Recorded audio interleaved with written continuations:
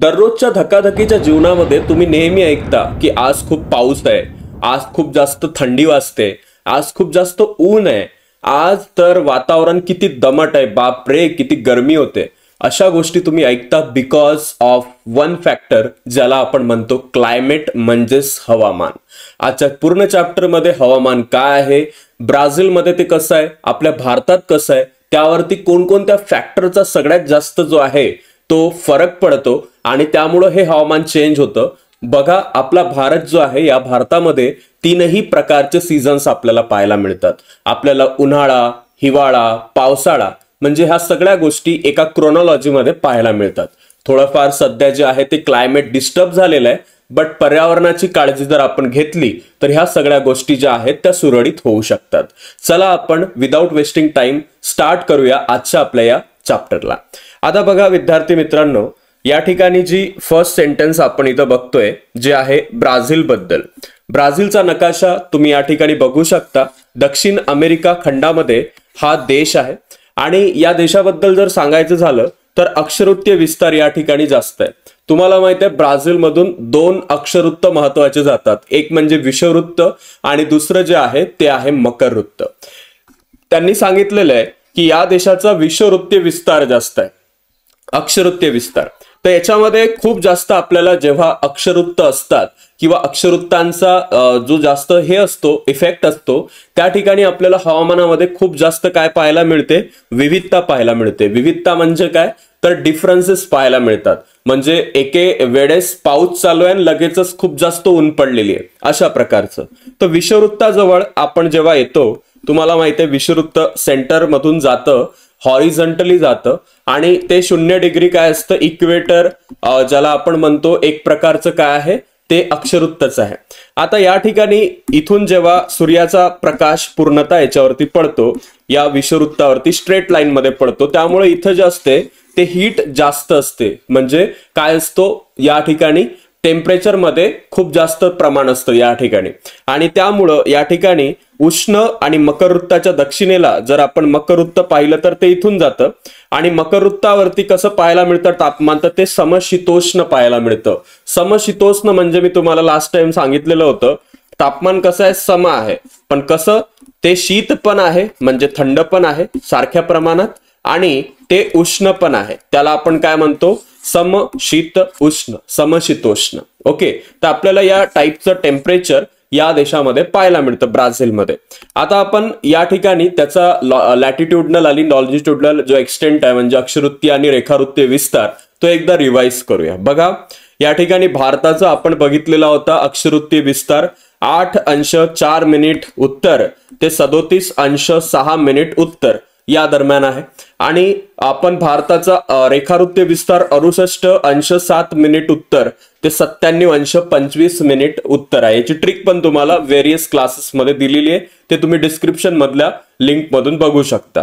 त्यानंतर ब्राझील बद्दल जर बघितलं तर इथं 5°15' उत्तर ते 33°45' या ठिकाणी दक्षिण आहे, उत्तर नाहीये.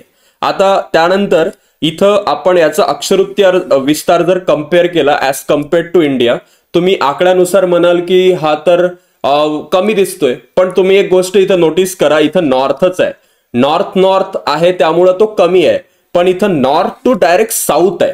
ओके, नॉर्थ टू साऊथ असल्यामुळं हा अक्षरवृत्तीय विस्तार आपल्या भारतापेक्षा जास्त आहे. आता या ठिकाणी हे आपण बघितलं समशीतोष्ण टेम्परेचर वगैरे इथं आपल्याला पाहायला मिळतं. आता आपण ब्राझीलचा विचार थोडा करूया.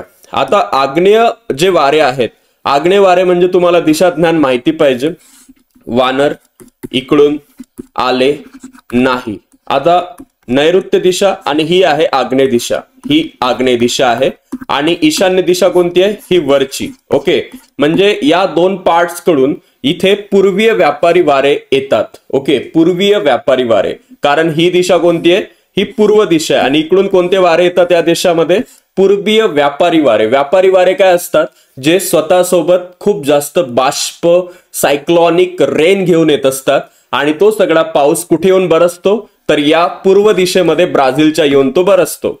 आता ब्राझील उच्चभूमीचा काही भाग उत्तरेकडील किनाऱ्यापर्यंत आहे. आता उत्तरेकडचा जो किनारा म्हणजे इकडला भाग आपण म्हणू शकतो जो या ठिकाणी अटलांटिक महासागराच्या संबंधित आहे, म्हणजे इकडून येणारे व्यापारी वारे इथं काय होत असेल, अडत असेल, कारण तिथे काय आहे, उच्चभूमी आहे. आणि या ठिकाणी समुद्रावरून येणाऱ्या वाऱ्यांना अजस्त्र कड्यापासून अडथळा निर्माण होतो. ऑब्विसली आता तिथं उच्चभूमी पण आहे, अजस्त्र कडा म्हणजे एक पर्वतासारखा एक महत्वाचा दगडच असतो तो मोठा. तर याच्यामुळे काय होतं की या ठिकाणी अडथळा निर्माण होतो. आणि तुम्हाला माहित आहे, ज्यावेळेस वाऱ्यांना किंवा पावसाला मधात काहीतरी अडथळा निर्माण होतो, त्या ठिकाणी जो पाऊस पडतो त्याला आपण काय म्हणतो, प्रतिरोध पाऊस. तुम्हाला मी डायरेक्ट त्याची डायग्राम दाखवतो आणि या डायग्राम मधून तुम्हाला ते खूप जास्त क्लिअर होईल. हा आहे ब्राझीलच्या उत्तरी भागामध्ये अजस्त्र कडा. इकडून येतात व्यापारी वाऱ्यांपासून पाऊस. ओके, आग्नेय, ईशान्य आणि आग्नेय दिशेच्या बाबतीत. तर इकडे जो वाऱ्यांच्या माध्यमातून पाऊस येतो, हा सगळा पाऊस या ठिकाणी येऊन अडतो. आणि या ठिकाणी जो अडणारा पाऊस असतो, जो एकाच भागात पडतो, पुढं जो आहे तो पर्जन्य छायेचा प्रदेश इकडे निर्माण करतो, याला आपण म्हणतो प्रतिरोध प्रकारचा पाऊस. याला आपण म्हणतो प्रतिरोध पाऊस. ठीक आहे, तर हे तुम्हाला क्लिअर पाहिजे. आता आपण इथे बघतोय त्यानंतरचा पार्ट की उच्चभूमीच्या ज्या पलीकडे आहे त्या वाऱ्यांचा प्रभाव कमी होतो, त्यामुळे तिथं पाऊस कमी पडतो. ऑब्विसली इकडे मोठा पहाड आहे, इथं सगळा पाऊस अडला तर इकडे पाऊस थोडी पडणार आहे, म्हणजे इथं पाऊस कमी पडणार. आणि उच्चभूमीच्या ते बघितलं आपण, ब्राझील मधील हा पर्जन्य छायेचा भाग आहे. ज्या ठिकाणी पाऊस कमी पडतो त्याला कोणता भाग म्हणतात, पर्जन्य छायेचा प्रदेश. आपल्या महाराष्ट्रामध्ये असंच होतं. आपल्याकडे नैऋत्य मोसमी वारे येतात. नैऋत्य मोसमी वारे जूनच्या मंथ मध्ये आपल्याला माहिती आहे ते येतात. आणि आपल्या महाराष्ट्रात सगळ्यात जास्त पाऊस होतो कोकणामध्ये. कोकणामध्ये हा पाऊस जास्त होण्याचं कारण हे आहे की मधात सह्याद्री पर्वत आहे. सह्याद्री पर्वत असल्यामुळं हा जो पाऊस आहे तो पठारापर्यंत जास्त पोहोचत नाही. आणि त्यामुळं मधात जो पार्ट निर्माण होतो, पुण्याचा भाग, नाशिकचा भाग, या ठिकाणी कोणता प्रदेश तयार होतो, पर्जन्य छायेचा प्रदेश निर्माण होतो. आणि याच पर्जन्य छायेच्या प्रदेशामध्ये ऍज कम्पेअर्ड टू कोकण कमी पाऊस पडतो. आता या ठिकाणी आपण बघू शकतो की ब्राझीलमध्ये पर्जन्य छायेचा प्रदेश आहे आणि हा ईशान्य दिशेला आढळतो. ईशान्य दिशा कोणती आहे, हा पार्ट, या भागामध्ये पाऊस इथं कमी पडतो. आणि या शुष्क प्रदेशाला आपण काय म्हणतो, तर या शुष्क प्रदेशाला एक कोन निर्माण झालाय तिथं, एक स्क्वेअर शेप, त्यामुळे याला एक अवर्षण चतुष्कोन. अवर्षण म्हणजे जिथं वर्षा होत नाही, वर्षा म्हणजे पाऊस होत नाही, आणि तो एक कोन तयार झालेला आहे, त्याला आपण म्हणतो अवर्षण चतुष्कोन. त्यानंतर इथं आपण व्हेरियस डायग्रामच्या माध्यमातून ह्या सगळ्या गोष्टी समजून घेतल्या. आता हा चॅप्टर जो आहे जास्तीत जास्त आपल्या हवामानाच्या संबंधित आहे. जसं इथं बघा, तापमानाच्या संदर्भात ब्राझीलचा उत्तरेकडचा प्रदेश कसा आहे, तर तो उष्ण आहे. हा जो पार्ट आहे ब्राझीलचा उत्तरेकडचा, हा उष्ण स्वरूपाचा आहे. इथं उष्णता जास्त आहे, यावरती विषुववृत्त, आणि हा भाग अक्षवृत्तीय दृष्टिकोनातून जास्त प्रभावित असल्यामुळं इथं उष्णता जास्त आहे. दक्षिणेकडे जर आपण आलो तर तापमानामध्ये तुलनेनं कमी आपल्याला पार्ट पाहायला मिळतो, म्हणजे या पार्टमध्ये टेम्परेचर जे आहे ते कमी आहे. आणि या ठिकाणी जर आपण बघितलं तर ब्राझीलच्या किनारी भागामध्ये विषुववृत्ताजवळ तापमानामध्ये फारसा फरक आपल्याला पाहायला मिळत नाही. इथं विषुववृत्ताजवळ जर आपण आलो तर इथं तापमानात जास्त फरक नाहीये, म्हणजे टेम्परेचर हाय पण नाही जास्त आणि जास्त लोअर पण नाही, इट्स मिड रेंज टेम्परेचर. आणि या प्रदेशामध्ये वाऱ्याचं ऊर्ध्व दिशेने वहन होतं. ऊर्ध्व दिशा म्हणजे काय, तर विषुववृत्ताच्या भागामध्ये वारा कसा वाहतो, ऊर्ध्व, वरच्या दिशेने वाहतो, अशा प्रकारे. आणि व्यापारी वाऱ्यांच्या एकत्रीकरणाचा जो पट्टा आहे या भागामध्ये जास्त अफेक्ट करू शकत नाही. या विषुववृत्ताच्या भागात तो जास्त अफेक्ट करत नाही आणि त्यामुळं इथं आवर्त निर्माण होत नाहीत. आवर्त काय असतात, आवर्त म्हणजे सायक्लॉन्स या टाईपचे असतात. स्वतःसोबत तुम्ही शाळेच्या ग्राउंडमध्ये जेव्हा खेळत असता तेव्हा अचानक एक वावटळ येते, असं तो सायक्लॉन सारखा दिसतो. तर असे खूप मोठे मोठे सायक्लॉन समुद्राच्या माध्यमातून आपल्या देशामध्ये व्यापारी वाऱ्याच्या स्वरूपात येतात. तसेच ते ब्राझीलमध्ये पण येत आहेत. पण या विषुववृत्ताजवळ त्या आवर्तांचा काहीही इफेक्ट होत नाही, बिकॉज विषुववृत्त आहे ते, इट्स हाय क्वालिटी एरिया. त्यानंतर म्हणूनच ब्राझीलच्या किनारी भागामध्ये वादळे फार क्वचित होतात. असं म्हटलेलं आहे त्यांनी की ब्राझीलचा हा जो किनारपट्टीचा भाग आहे, इथं वादळांचं जे प्रमाण आहे ते ऍज कम्पेअर्ड टू इंडिया ते कमी पाहायला मिळतं. आपण भारतात बघितलं तर काही ना काही आपल्याकडे चक्रीवादळे येतच असतात. ठीक आहे, आपल्या बंगालच्या उपसागराच्या भागात, त्यानंतर आपल्या अरबी समुद्राच्या भागात, पण या ठिकाणी असं पाहायला मिळत नाही. आता आपण बघणार आहोत पुढचा पार्ट. या देशाचा बहुतांश भाग हा उष्ण कटिबंधामध्ये येतो. Tropical zone. ट्रॉपिकल झोन मध्ये काय होत असतं जनरली, टेम्परेचर आणि ह्युमिडिटी किंवा आपण म्हणू शकतो लोअर टेम्परेचर याच्यामध्ये जास्त फरक नसतो. म्हणजे झाडांचं प्रमाण, त्यांना मुबलक प्रमाणामध्ये सूर्यप्रकाश मिळतो, त्यांची वाढ होते, त्याचबरोबर त्यांना मुबलक प्रमाणामध्ये पाऊसही मिळतो. पण हा जो भाग आहे देशाच्या उत्तरेकडील भागातून विषुववृत्त जातं, त्यामुळं त्या ठिकाणी आहे. उष्णकटिबंधीय भाग असण्याचं कारण तिथं विषुववृत्त आहे. आता या भागामध्ये हवेचं तापमान काय असतं, जास्त असतं. टेम्परेचर जास्त असण्याचं कारण सूर्याची किरणं यांच्यावरती सरळ एका दिशेमध्ये पडतात. ओके, सूर्यकिरणाचं या ठिकाणी कोणत्याही प्रकारची कमतरता नाही, सरळ यांच्यावरती. आणि या भागामध्ये हवेचं तापमान जास्त असल्यामुळं अमेझॉनच्या खोऱ्यामध्ये सरासरी तापमान हे किती असतं, 25 ते 28 डिग्री सेल्सिअस दरम्यान जनरली असतं. म्हणजे ते हे कसं आहे, नॉर्मल टेम्परेचर आहे. काही लोक आपल्याकडे तर एसीचं टेम्परेचर एवढं ठेवतात उन्हाळ्यात. आता उच्चभूमीच्या प्रदेशामध्ये हवामान हे थंड आहे. जर आपण उच्चभूमीचा भाग बघितला मगाशी, तिथं टेम्परेचरचं प्रमाण कसं आहे, थंड आहे. समुद्र किनारपट्टी प्रदेशात एक हवामान सौम्य आणि आर्द्रता पण निर्माण करते. आपल्या कोकणाच्या भागात पण तसंच आहे. आपल्याकडे हॉट अँड ह्युमिड टेम्परेचर पाहायला मिळतं आणि इथं कसं आहे, सौम्य आणि आर्द्र प्रकारचं. आर्द्र म्हणजे ह्युमिड. आता अमेझॉनच्या खोऱ्यामध्ये सुमारे 2000 mm पर्यंत पाऊस पडतो. अमेझॉनचं जर खोरं आपण बघितलं, तिथं जे पाऊस पडण्याचा पार्ट आहे अमेझॉन नदीचं खोरं, तिथं 2000 mm पर्यंत पाऊस पडतो. आणि आग्नेय किनारपट्टीवरती म्हणजे या पार्टमध्ये हा जो किनारपट्टीचा भाग आहे इकडला, इथं किती पाऊस पडतो, 1000 ते 1200 mm पर्यंत पाऊस पडतो. 1000 ते 1200 mm पर्यंत पाऊस इथे पडतो. आता आपण बघणार आहोत आपल्या प्रिय भारताबद्दल.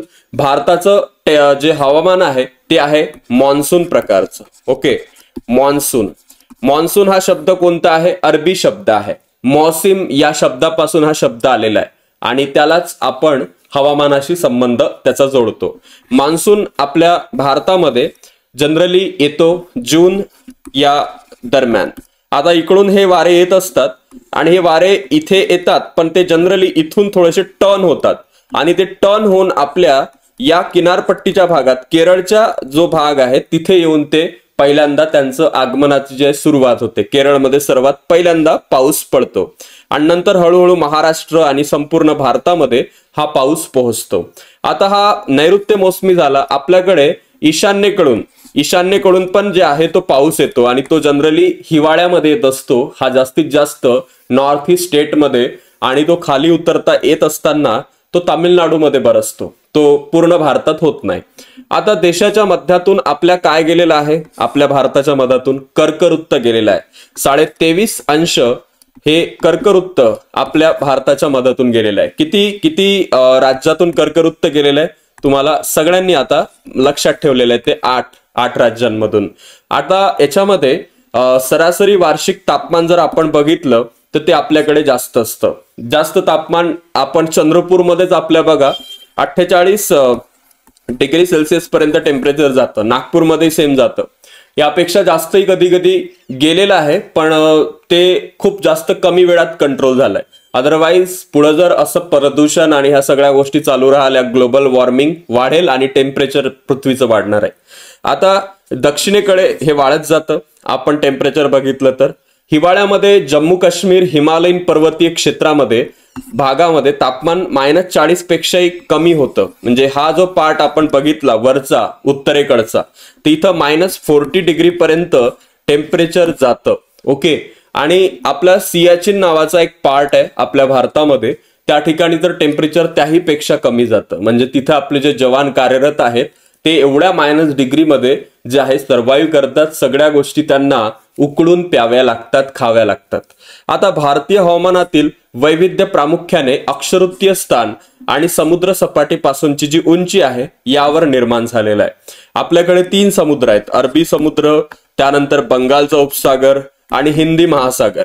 ह्या त्रिभुज प्रदेश जो आहे सगळ्यात जास्त अफेक्ट करतो आपल्या भारताच्या टेम्परेचरला. आणि हिंदी महासागर, हिमालय पर्वताचा भारतीय हवामान आणि मान्सूनवर मोठा परिणाम आहे. या ठिकाणी त्यांनी 2 गोष्टी सांगितल्या. हा जो हिंदी महासागर आहे दक्षिणेकडचा, आणि इकडे जो आपला हिमालय पर्वत आहे हा सगळ्यात जास्त इम्पॅक्ट करतो म्हणतात आपल्या भारताच्या टेम्परेचर वरती. आता इथे काही फोटोज आहेत आपल्या इंडियन मॉन्सूनचे, ते तुम्ही बघू शकता. आणि हिमालयामुळं आपण जर बघितलं तर उत्तरेकडून जे हे येतात महत्वाचे अति थंड वारे ते अडतात, कारण एक महत्वाचा अडथळा त्याला निर्माण झालाय. हा जर हिमालय नावाचा अडथळा आपल्या भारताला नसता तर आपला संपूर्ण भारत जो आहे कशामध्ये असला असता, बर्फामध्ये. त्याचप्रमाणे नैऋत्य मोसमी वारे हिमालयाच्या शिवालिक आणि हिमाचल रांगांपासून काय होतात, इकडून आलेले वारे हे परत फिरतात, रिटर्न येतात, आणि त्यामुळं पंजाबचा मैदानी प्रदेश आणि राजस्थानच्या थार वाळवंटामध्ये उष्ण हवामानामुळे उन्हाळ्याच्या सुरुवातीला कमी दाबाचा पट्टा निर्माण होतो, आणि त्यामुळे हिंदी महासागरातील जास्त दाबाच्या पट्ट्याकडून भारताच्या मुख्य भूमीकडे वारे वाहतात, आणि या बाष्पयुक्त वाऱ्यामध्ये भारतामध्ये जो आहे या बाष्पयुक्त वाऱ्यामुळे पाऊस पडतो. ही एक खूप मोठी प्रोसेस आहे. इकडून वारे इकडे येणे, खालून त्याला एक अजून सपोर्ट देणे हिंदी महासागराकडून, आणि एक बाष्पयुक्त वातावरण निर्माण होणे आणि भारतात पाऊस पडणे. आपल्या भारतात तर विदाऊट सीझन पण काही वेळेस पाऊस पडतो. हा पाऊस पश्चिम आणि पूर्व घाटांच्या अडथळ्यामुळे किनारी भागात जास्त प्रमाणात पडतो. हा आपला द्वीपकल्पीय भाग, इथं आपल्याला माहित आहे इकडे पश्चिम घाट आहे, इकडे पूर्व घाट आहे. हा सगळा किनारपट्टीचा भागात जास्त पाऊस पडतो, कारण हे घाट त्या पावसाला अडवतात. ठीक आहे, परंतु घाटाच्या वातान्मुख प्रदेशामध्ये पाऊस कमी पडतो. हे वारे अरवली पर्वतरांगांना समांतर वाहत असतात, त्यामुळे गुजरात राजस्थान या भागात पाऊस ऍज कम्पेअर्ड टू ओव्हरऑल द्वीपकल्पीय पार्ट कमी पाऊस पडतो गुजरात राजस्थानमध्ये. पुढे हिमालयाकडे हे वारे वाहतात आणि बाष्पधारण शक्ती त्यांची वाढत जाते. हिमालयाच्या नैसर्गिक तटबंदीमुळे पुन्हा तिथं वारे अडवल्या गेल्यामुळं तिथं पण पुन्हा प्रतिरोध प्रकारचा पाऊस पडतो. हिमालयाच्या रांगांपासून हे वारे परत फिरतात आणि त्यांनाच आपण परतीचा पाऊस किंवा परतीचा त्या वाऱ्यांचा प्रवास म्हणतो. ईशान्येकडून जे हिंदी महासागराकडे वारे परततात ते द्वीपकल्पाच्या काही भागामध्ये पुन्हा पाऊस आणतात, आणि हा हिवाळ्यातला पाऊस असतो. याला मान्सूनचा परतीचा काळ म्हणतात. आणि भारताचं एकूणच हवामान वर्षभर हे हॉट असतं, बट काही टाइम मध्ये आपल्याला ह्या हवामानामध्ये काय पाहायला मिळते, एक थंडावा पाहायला मिळतो. आता इथे आपण बघितलं तर कर्कवृत्त हे भारताच्या साधारणपणे मध्य भागातून जात असल्यामुळं भारताला उष्णकटिबंधीय प्रदेशातच गणलं जातं. ब्राझील सारखं आपलंही आहे. अनियमित पाऊस, दुष्काळ, चक्रीवादळ, पूर या नैसर्गिक आपत्तीचा आपल्याला बऱ्याचदा सामना करावा लागतो. आणि भारतीय हवामानशास्त्र विभागानं भारतामध्ये 4 ऋतू मानलेले आहेत. ते कोणते आहेत? उन्हाळा, पावसाळा, मान्सून परतीचा आणि हिवाळा. हे 4 तुम्हाला लक्षात ठेवायचे. मान्सून परतीचा लक्षात ठेवा, बाकी तुम्हाला तसे माहिती आहेत. आता आपल्या भारताबद्दल काही फॅक्ट आहेत. राजस्थानमध्ये गंगानगर इथं जून महिन्यात 50 डिग्री सेल्सिअस पर्यंत तापमान वाढतं. कारगिल शहरामध्ये हिवाळ्याच्या मध्ये आपण जर टेम्परेचर बघितलं -48 डिग्री सेल्सिअस पर्यंत असतं. मेघालयमध्ये खासी जिल्हा जो आहे तिथं मोसिनराम मध्ये 11,872 mm पाऊस पडतो. चेरापुंजीमध्ये 11,777 mm पाऊस पडतो. हे 2 ठिकाणं भारतातलेच नाहीत तर जगातले सगळ्यात जास्त पाऊस पडणारे ठिकाण आहे, पर्जन्यवृष्टीचे ठिकाण आहे. पश्चिम राजस्थानमध्ये जैसलमेर हा जो भारतातला सर्वाधिक कोरडा भाग आहे आणि इथं वार्षिक फक्त 120 mm एवढा पाऊस पडतो. आणि मान्सूनच्या परतीच्या काळामध्ये तामिळनाडूच्या भागामध्ये सगळ्यात जास्त पाऊस पाहायला मिळालेला आहे. चेरापुंजी मोसिनरामचं आपण बघितलं. त्याचबरोबर शिलाँग येथे फक्त 1000 mm पाऊस पडतो, जो की त्याच्या जवळच आहे. ब्राझील हा उष्णकटिबंधीय देश आहे. या भागात हिमवृष्टी होत नाही, इथं बर्फ पडत नाही ब्राझीलमध्ये. आणि 1879, 57, 85 या वेळेस इथं एकदा जो आहे तो बर्फ पडला होता असं ते सांगतात. ठीक आहे, तर यावरचे जे क्वेश्चन्स आहेत ते तुम्हाला ऑलरेडी एका क्लासमध्ये आपण सोडून दिलेले आहेत. मॅरेथॉन मध्ये पण एकदा याच्यावरचे प्रश्न आपण घेतलेले होते. सो इथे आपण थांबतो. याची एक्सरसाइज तुम्ही आज पूर्ण कंप्लीट कराल. आणि जाता जाता या क्लासला लाईक करून जरूर जा, तुमच्या मित्रांना शेअर करा आणि प्रॉमिस करा की will do the whole exercise of this chapter today at this point. Thank you so much. See you in the next class. Bye all of you. Take care.